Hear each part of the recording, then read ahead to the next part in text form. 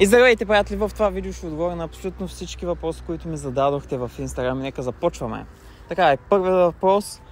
Откъде си? Аз съм от Варна, от град Варна. Цял живот съм живяла във Варна и там се живея все още. В колко градове си ходил в България? Ходил съм в по-голяма част от градовете в България. Единствената област, в която не съм ходил е Видин, Враца, там околността никога не съм ходил. Какъв е проблема хората да нямат дългосрочни връзки и приятелства? Според мен, ако иска човек да има дългосрочна връзка или приятелство, трябва да има както любов, така и уважение. Защото точно това поддържа една връзка или приятелство по-дълго. Самото уважение към този човек и знаеш, че ако стане нещо, ти ще обсъдиш този проблем с този човек, защото го уважаваш и по този начин вие ще си продължите вашите взаимоотношения. Не е въпрос, но мисля, че съдържанието, което качваш е много готино и полезно. Благодаря ти. Стремя се да качвам както забавни видеа, така и полезни видеа, тъй като не може да е само забавно, пък ако е само полезно, ще бъде прекалено скучно. Как да го взема това невероятно майндсет? Как да го вземем? Много лесно. Ако искаш нещо, го постигаш. Ако искаш да тренираш, просто отиваш да тренираш. Това е. Правиш нещата, които искаш. Ако правиш нещата, които искаш, ти ще ги направиш. Ако не искаш да ги направиш, означава, че не трябва да ги правиш. Така че той ти е отвътре, идва ти отвътре. Например, на мен ми идва отвътре да отида да изберам 20 км. Просто ми харесва, затова отивам да го правя. Бил ли си с наднормено тегло? Не, никога не съм бил с наднормено тегло. Причината за това нещо е, че цял живот съм тренирал благодарение на нашите, които постоянно са ме карали да спортвам. Съм ходил на различни спортове. Цял живот тренирам и никога не съм бил с наднормено тегло. Карал ли си картинг? Да, карал съм картинг. Една интересна история. Първият път, с който карах картинг, бях, мисля, че на 11. Исках много да карам.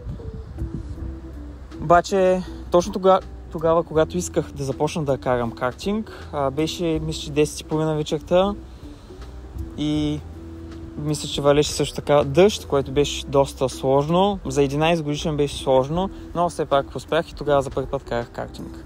Беше някоя лятна вечер. Може ли да направиш песен?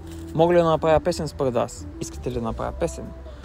Не знам, от вас зависи. Аз не мога да пея, затова няма да правя песен, но ако искате, мога да направя песен.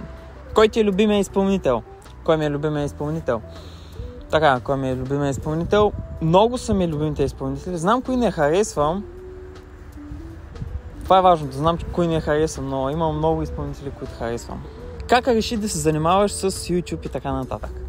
Как реших да се занимавам с YouTube? В началото, някъде 15-16 годишна възраст, в началото исках да започна да снимам за YouTube. Но така отлагах и към 2020 почнах нашумя TikTok и започнах малко по малко да качвам там и видях, че ставам популярен, имам гледане на видеята и хората ме харесват и така продължавам и накрая направих това, което го има в TikTok.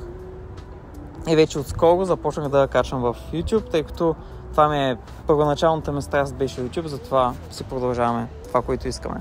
По колко време тренираш? По колко време тренирам? Тренирам някъде по час максимум на ден.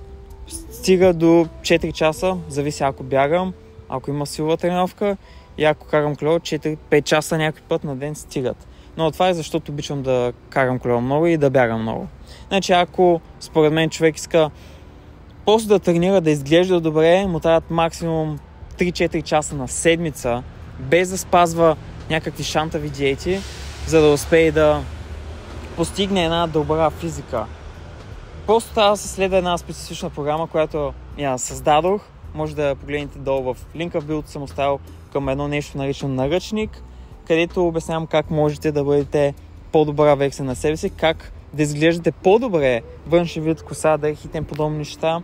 И също така имам вътре личната си тренировъчна програма, която показва точно как с 3-4 часа на седмица и без да спазвате някаква супер сложната диета да имате резултати. Просто е лесно, не е нужно да прекарате 2-3 часа всеки ден в фитнеса и да се лишавате от абсолютно всичко, не тая ядеш сладко, не тая да пиеш, не тая нищо, всякакви такива глупости. Интересни случки от живота ти или нещо, което е накарало да се промениш. Има доста интересни случки интересни случки в животът ми. Различни са, но ако искате, мога да направя отделно видео за това, тъй като дълго видео ще стане. Девин, Велинград или Сердика? Каква е най-добрата вода? Не знам, за мен Сердика не е толкова яка. Девин, Велинград става. Ще се сменяш ли профилната снимка? Ами, може да я сменя, не знам. Тъй като година и половина не съм сменял снимката си. Ако намеря някоя по-яка от тази, може да я пуснат. Хора, ако имаш български ник, това ще да е той. Кой е този ник? Много хора ми пишат, че приличам на ник. Не знам кой е ник, така че напишете долу в коментарите кой е ник. И най-задаваният въпрос от абсолютно всички: имаш ли си приятелка, имаш ли си гадже? Не, нямам си приятелка, нямам си гадже. И благодаря ви, че гледахте това видео, в което отговарям на вашите въпроси.